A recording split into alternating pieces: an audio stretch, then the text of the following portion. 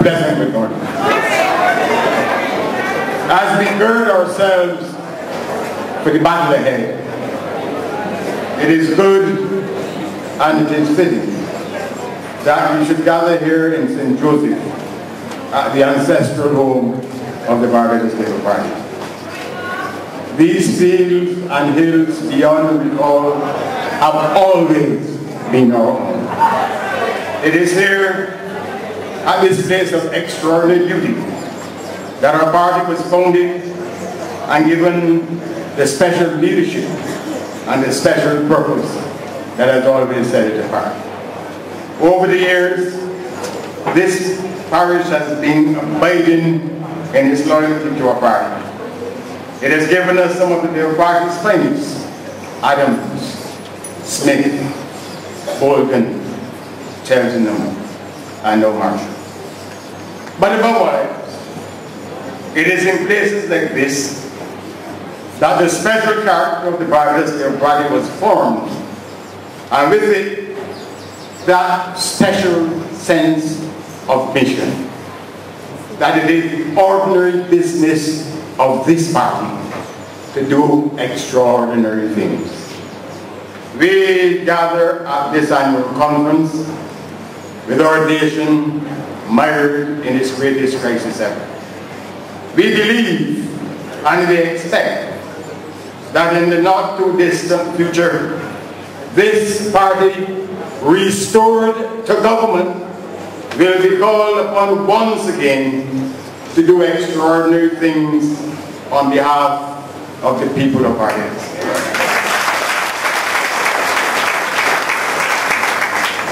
I come to St. Joseph, standing where Grant Adams once stood, to offer you, and through you, the people of Barbados, a message of hope, idealism, and realism.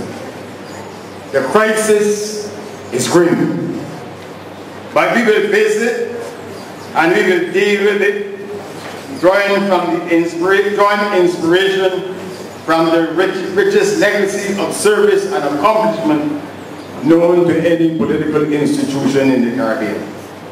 In the same way that Grant Adams and his pioneers laid the foundations for the emergence of a modern democracy and a strong, just and prosperous society in Barbados, this generation of Labourites will answer the call to rescue Barbados and to restore it to the pride of place it can and should hold as a successful society among the family of nations.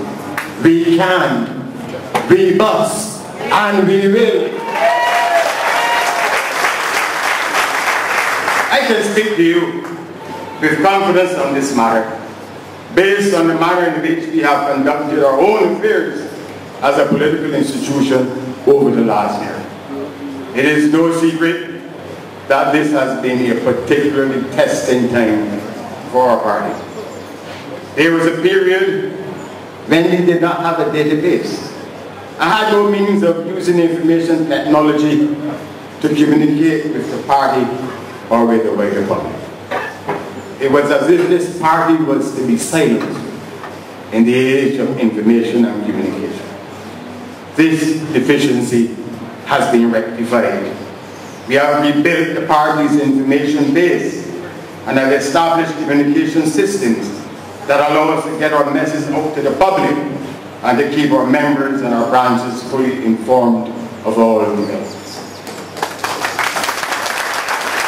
We have had to manage this party's political affairs without having available the financial resources to do creative political things.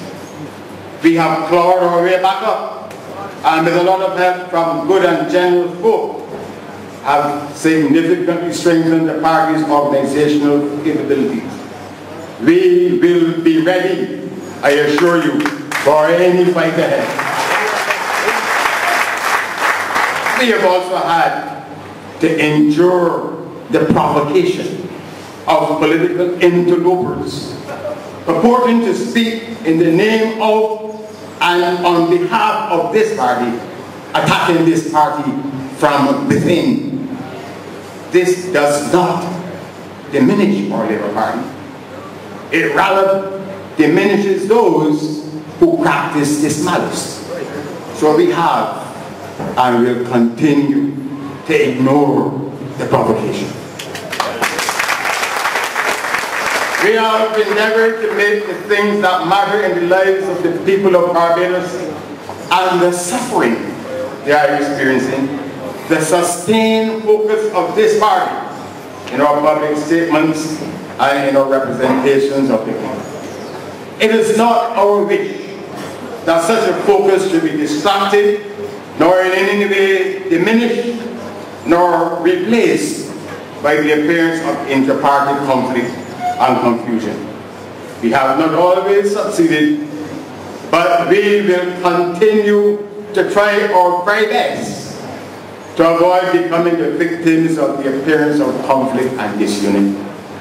The point in all of this is that this party has had to cope over the past year with extraordinary testing circumstances.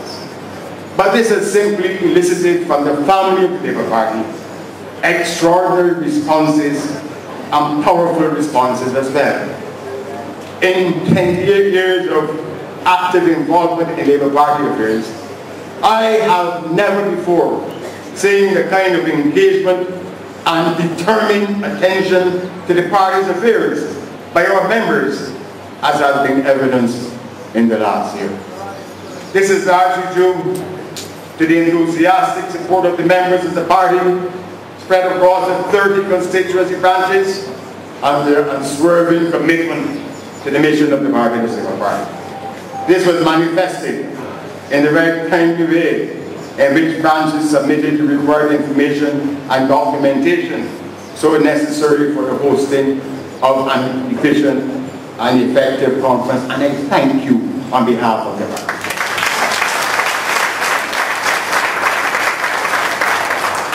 Tyrone Barker has been honored at this conference for giving this party a full year of his service as a research assistant at no charge to the party. But a similar award could have equally been given to the very many who constituted themselves as special groups and committees to develop and man new organizational systems, to plan and implement special events, to strengthen our communication networks, to make our branches fully functional, to support candidates in the field, and to form special committees to prepare a manifesto well in advance. With little financially to work with and with no access to CBC, we have had to use mass meetings as political platforms with which to deal with the people's business. The support for these meetings in terms of numbers and enthusiasm have exceeded anything I've experienced in the party's history. Last year, I indicated that we had a lot of work to do. The family of the Barbados Labour Party has responded in the Barbados Labour Party's way. We are in consequence a stronger party with a clear focus and a determination to succeed. So, my comrades, we are not stopping now. Yes. We are going on, and we will find the way through. It would be disingenuous with me to create the impression that all is perfect. As in the case in any family, in any social or corporate institution, there is, from time to time, the elements of dissent. However, the strength of a political institution is to know how to manage, to accommodate, and to rise above such. And this has been the genius of the Barbados Labour Party throughout its history. No one knew this better than Grantley Adams. In 1951, he left the shore with a crew on board to begin a historic journey to modernize Barbados. Errol Barber and Cameron Trudeau had jumped ship by the time the ship returned to shore. It did not stop him or our party. Later, he saw the party lose the membership of Doc Husbands and Lloyd Smith. In the mid-1970s, on the eve of an historic election victory, Tom Adams' team lost the membership of Elliot Murphy. The party redoubled its efforts and went on to victory. I could recount similar instances of political resilience on the other side. In 1991, Sandiford had to lead the BLP in an election in which a third party was formed out of former DLP members and contested. The DLP won. And for good measure, how can I possibly forget that Tom Adams led the DLP to victory against us in 2008, having recently Thompson, sorry. I was thinking about the day. How can I forget that in 2008, Thompson, don't let me call him as you can say, led the DLP to victory, having recently lost its former leader to the Barbados Labour Party. Hence, to those who continue to express concern about the recent turn of events in the Barbados Labour Party, I can only say that we cannot promise you unanimity, we can only promise you normalcy.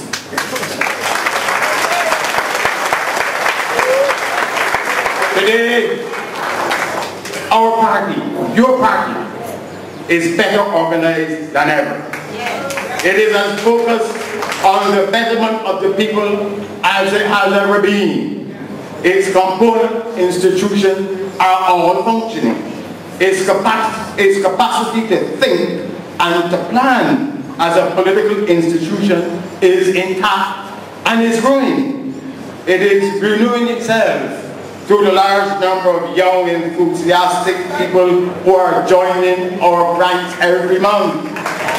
The party, your party, is modernizing its institutions. We are taking top quality advice as to how to prepare ourselves for election, especially how to use available media more effectively. And we will be, I assure you, a stronger and successful electoral force than we have ever been in the past. Above all, we have reviewed our performance as a government. We know where we have erred, and while proud of our accomplishments, are humble enough to acknowledge our mistakes. We will not seek to freeze Barbados in a moment of time as it was when we left government in January 2008. Rather, we will deal with the realities as they now exist and will employ new, creative and empathetic means of meeting the needs of the people. We can, we must, and we will. Today, I obviously cannot avoid dealing directly with some of the contentious issues which are swirled around in the public domain as matters causing division in this party. One such issue is the one man, one vote. Like most political institutions, our conference is a delegate conference on the basis of one delegate for each 10 branch members. It is highly idealistic, but it's totally impractical to suggest that all members of the party should have to turn up to vote, as it would be to suggest that the entire population has to turn up to Parliament for democracy to be properly expressed. Our party also allows an open system by which members of the public can join this institution. There is no screening, no public ceremony where prospective members take an oath of loyalty to this party. Our membership rolls also have been inflated by people being joined to the party to support persons seeking to be nominated as candidates rather than joining on their own free will as loyal supporters of this party. As such, without a fundamental and far-reaching change to our existing system, direct voting for leadership positions in this party will put the Barbados Labour Party in a position where it is available to be purchased by the highest bidder. As regards the choice of its political leader, the framers of our party's constitution from the outset determined that its provisions should be consistent with the Constitution of Barbados, in recognition of the fact that such a person or political leader will be the Prime Minister or the leader of the opposition. He or she has to be the individual who can command the support of the members of the party who are serving in the House of Assembly. As such, Sir Hugh Springer advised me in a letter when he became leader in 1993 that it places a duty on the political leader to always so comport himself or herself as to be able always to command the support and respect of his or her peers. There is everything to be said for this, to be the star that guides the leaders of the Barbados Labour Party. The concept of one man, one vote, that will allow a person who qualifies as a member of the Women's League, the League of Young Socialists, and as a member of a branch, to attend this conference and to vote in 3 different capacities would bring a novel but amusing dimension to the practice of democracy. Our Rules Committee has greatly determined that a person of this party should at this conference vote in only one capacity. That ruling makes sense. It will take all of the confusion out of our affairs, and it should be respected by all.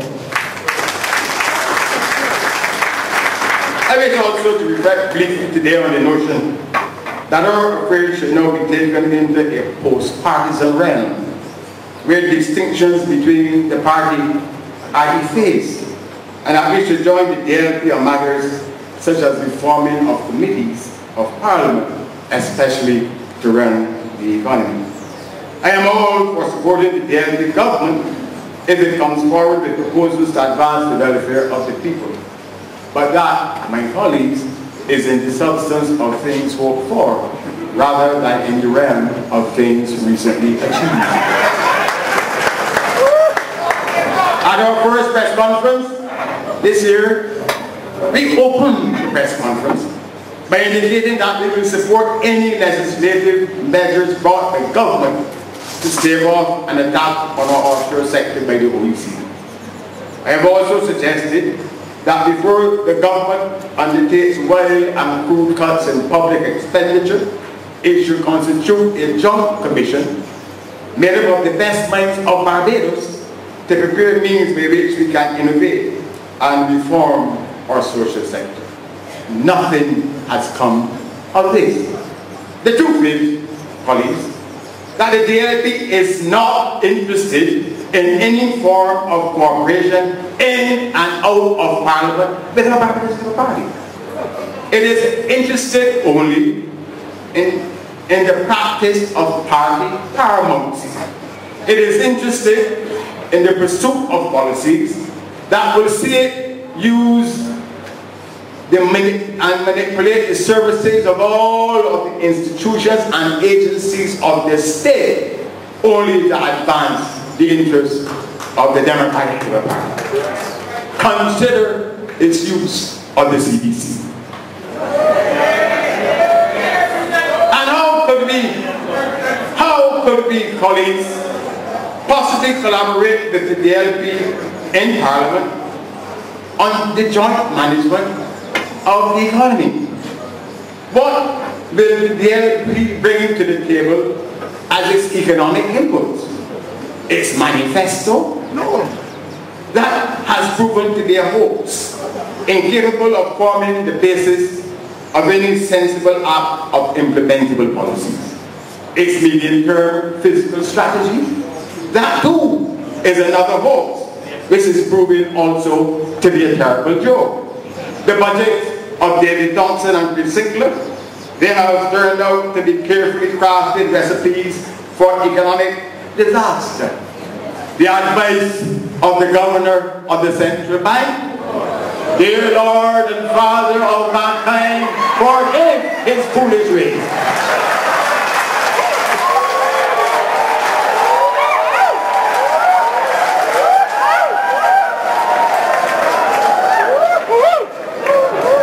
The leadership of Brandon Stewart on economic matters, his only proposal today has been that his Minister of Finance should make provisions in the budgets for government to pay maintenance on behalf of delinquent fathers. That has been ignored by Sickler. There's nothing else to work with from him. Would we be expected to take directions from Sickler? Would we have to be made the victims of his ignorance, his inexperience, and his arrogance, as his colleagues in Parliament have? This morning I say to you that this party has over 72 years acquired a distinctive and excellent capacity for national development and for economic management. It is what sharply differentiates us from this bankrupt BLP. We should not now seek to be an accomplice in ineptitude. Rather, we stand ready to manage Barbados' affairs, drawing upon our own talents and our capabilities. We can, we must, and we will. I turn now to the state of our nation. Many years ago, it was said of the Roman invasion of Britain, and when they had created a wilderness, they called it civilization. A similar debacle is now unfolding in Barbados under the Democratic Labour Party government. It proclaims that its focus and intention is to build a society. There has, however, never been a greater contrast between rhetoric and reality as regards the state and conduct of Barbados' affairs. For there is no crisis and decline in every sphere and every sector of our nation's affairs. The crisis in our economy is grim and getting worse. In the race for development, our country, we are falling behind. We are in danger of being left behind, and we face the catastrophic prospect of our economy going under. Sadly, this state of decline and decay is not restricted to the economy. A culture of failure, my colleagues, has now also invaded and overtaken all of the areas of social activity in this country. It has deeply embedded itself in the inability of those who govern to make things happen for the good of our land. It has come to reflect itself in an unprecedented and dangerous undermining of the integrity of institutions whose work is vital to the maintaining of stability in this country.